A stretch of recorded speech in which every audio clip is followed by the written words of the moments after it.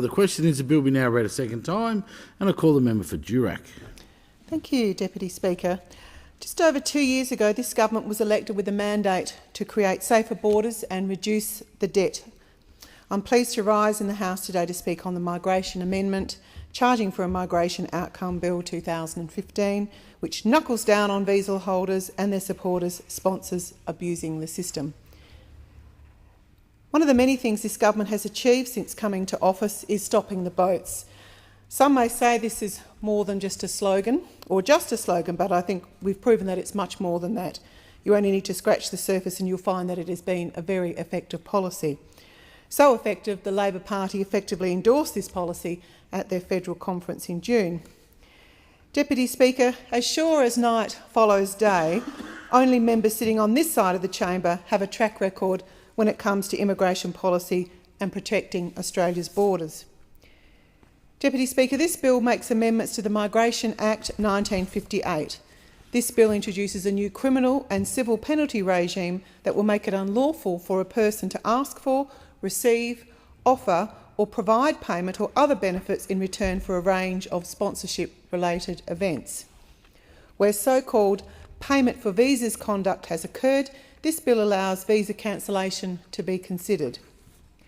This bill implements recommendation 10.7 of the Independent Review into Integrity in the subclass 457 program, that it be made unlawful for a sponsor to be paid by visa applicants for a migration outcome, and that this be reinforced by a robust penalty and penalty framework.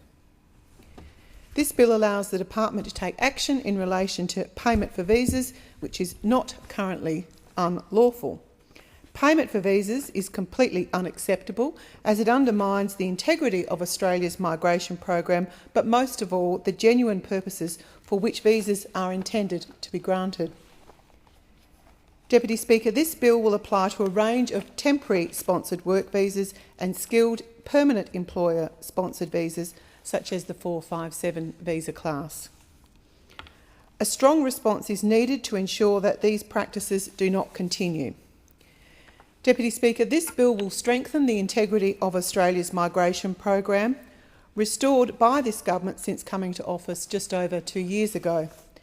A strong response is needed, and a strong response is what this government will deliver. This amendment will make it a criminal offence for a person to ask for or receive a benefit in return for sponsorship, punishable on conviction for a maximum of 2 years imprisonment, or a fine of up to 360 penalty units, which equates to an amount of just under $65,000 for an individual or $324,000 for a corporate body. These amendments will commence by proclamation on a date set by the Minister for Immigration once this bill has passed Parliament.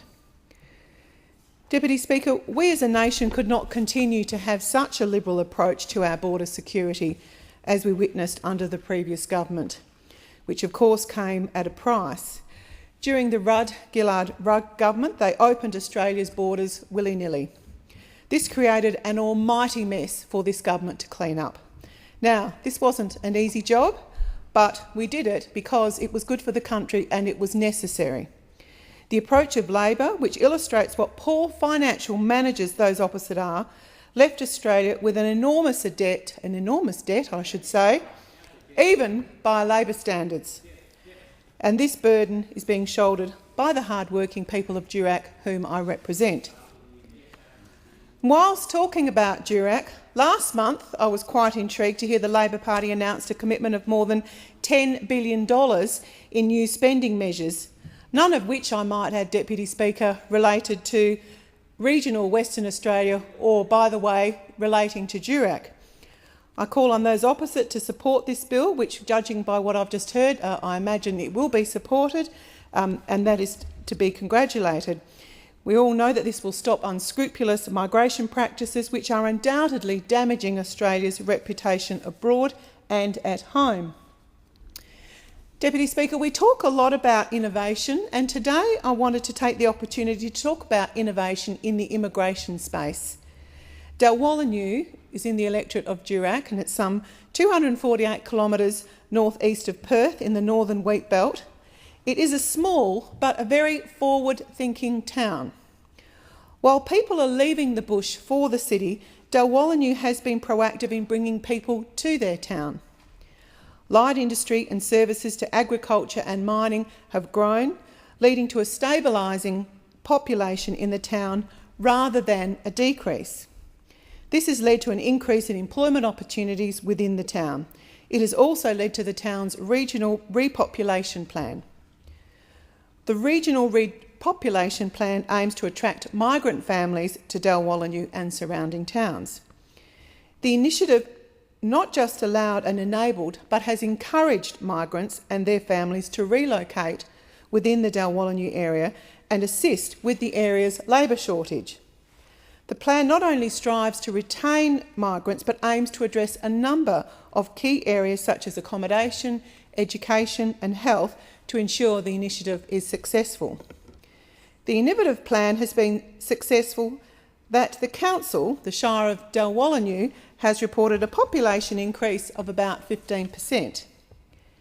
Deputy Speaker, I wanted to take this opportunity to congratulate the town of Dalwallinu and all the people involved in this fabulous initiative, which will ensure the town not only grows but prospers. And I just wanted to make a special note of ex-Shire President of Shire of Dalwallinu, Mr Robert Nixon, whose leadership has led to the increase of population in the town. Well done to Mr Nixon.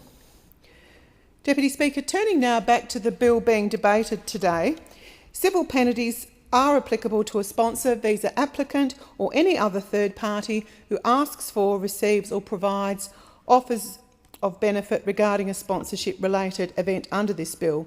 This bill has strong deterrence with a maximum pecuniary penalty of 240 penalty points, which I've said previously relates to around $40,000 for an individual or 215 for a body corporate. Under this bill, visas may be considered for cancellation at a time where a person engages in payment for visas. Where a decision to cancel a visa is made, family members who hold the same visas would automatically apply as a consequence. Mr Deputy Speaker, this bill ensures that the Department is able to take appropriate action against unscrupulous people who have engaged in payment for visas conduct. As like other cancellation powers in the Act, visa holders would be afforded procedural fairness during the cancellation process. Someone whose visa is cancelled would have the ability to seek merit or judicial review of that decision. This bill is about ensuring that a person who initiates, receives money or other benefits, such as personal property, advantage, service or a gift, is breaking a law and will face the appropriate consequence. Mr Deputy Speaker, we cannot continue with wishy-washy immigration laws, which essentially say it's okay to act in an unethical way in Australia, while thousands of hard-working Australians do it tough. And in conclusion, I commend this bill to the House. I thank the member for Durack.